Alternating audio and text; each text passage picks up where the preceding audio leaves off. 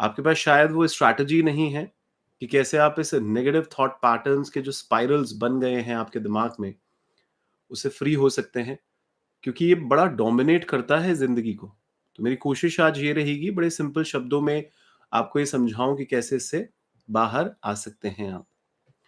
तो दोस्तों सबसे पहली चीज़ जो आपको लिखनी चाहिए, वो यही है कि जब भी कभी आपके दिमाग में एक नेगेटिव थॉट पैटर्न्स आना चालू हो, सबसे पहले तो देखिए अवेयरनेस होना बहुत ज़रूरी है कि कुछ नेगेटिव आपके ज़हन में घट रहा है। बिकॉज़ अगर वो वॉइस कॉन्स्टेंटली आपको नैगिंग कर रही है दिमाग के अंदर, तो हमारे को उस प्रेज़ेंस में रहते हुए ये समझना बहुत ज़रूरी है कि मेरे दिमाग में अगर वो जो सेल्फ टॉक चलती है, उस पे मैं रिफ्लेक्शन करूँ, मैं बैठूँ, सोचूँ और वो कितनी इम्पोर्टेंट है आपकी इनर सेल्फ वॉइस, अगर वो आपको स्ट्रेंथेंड करती है, तो इससे बेहतरीन बात क्या हो सकती है? आप सोचिए ना, एक तो कोच है जो आपको कुछ बोल के मोटिवेट करता है, आपको डायरेक्शन दिखाता है, और अगर आप खुद की सेल्फ कोचिंग ही करते हैं, तो आपकी इनर वॉइस ही आपका सेल्फ कोच बन जाती है दोस्त। और ये इतना ज़बरदस्त इवोल्यूशनरी एडाप्टेशन है जिसके तहत आप ये जो प्लैनेट अर्थ है हमारी, इसमें ह्यूमन स्पेसीज़ जो है, वो इतना इवॉल्व इसी वजह से हुई है बिकॉज़ हमारे को थिंकिंग ब्रेन मिला है। हम सोचते हैं, हमारी एबिलिटी है इंट्रोस्पेक्ट करने की, और हम प्रॉब्लम को सॉल्व कर सकते हैं सोच के। तो यानी अगर आपके दिमाग में एक वाइज़ डायरेक्शन में थॉट पैटर्न्स चल रहे हैं, जैसे आप वाइज़ डिसीजंस ले पा रहे हैं, आप इंट्रोस्पेक्ट कर पा रहे हैं, जो भी बैड चीज़ें हैं आपकी ज़िंदगी की, आपको वो भी समझ में आ रही है कि मेरी जो चैटरिंग है दिमाग में, ये कहीं एक नेगेटिव सेल्फ टॉक का लूप तो नहीं बन गया है। तो इससे इसको आप कुछ टूल्स की मदद से इस चार्टर को चेंज कर सकते हैं। और मैं आज कोशिश यही करूँगा कि कहते हैं ना, कोच एक बेस्ट फ्रेंड होता है और वर्स्ट क्रिटिक भी होता है। वो बड़ा ईमानदारी से लोगों को बताता है कि भाई आप खुद से तभी जुड़ सकते हैं जब आप इस बुरी आदत को अपनी ज़िंदगी से निकालेंगे। क्योंकि वो जो इनर वर्स्ट क्रिटिक चल रहा है आपके दिमाग में, वो तो आपको किसी भी तरीके से फ़ायदा नहीं पहुँचा रहा। और इस वजह से आप देखिए ना, लोग कितना परेशानियों का सामना करते हैं। तो आपकी इनर वॉइस के प्रति थोड़ा अवेयर होइए दोस्त, उसको इवैल्यूएट करिए।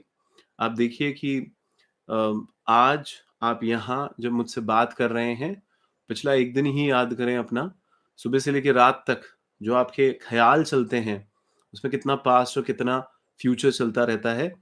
क्योंकि पास्ट की हरकतें, जो घटनाएँ घटीं, उसको इवैल्यूएट करना ज़रूरी होता है, फ्यूचर के लिए प्रिपेयर करना भी ज़रूरी होता है, पर प्रेज़ेंट में रहना कितना ज़रूरी होता है।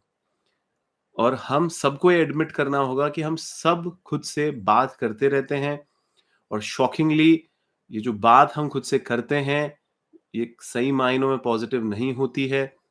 ऐसे कहा जाता है, इतनी तेज़ कई बार दिमाग चलता है, खुचुर-पुचुर, खुचुर-पुचुर, खुचुर-पुचुर, खुचुर-पुचुर, वो चैटरिंग होती रहती है दिमाग के अंदर।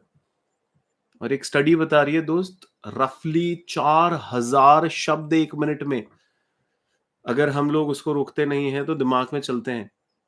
आप सोचिए फिर घंटों में तो क्या होता होगा। तो इनर वॉइस जो है वो बड़ी अननोइंग हो सकती है ह्यूमंस के लिए, अगर उस पर ध्यान नहीं दिया हो तो।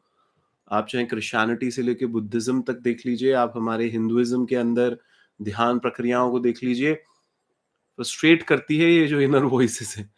और इसीलिए वो शून्यवादी बनने की कोशिश करते हैं कि भाई शून्य कर दो दिमाग को, कुछ सोचो ही मत।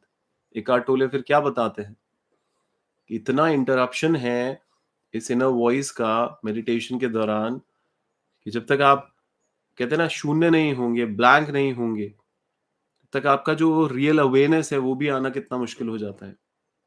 मैं आपको ये नहीं कह रहा कि मैं आपको बिल्कुल संत बनाने की कोशिश कर रहा हूँ।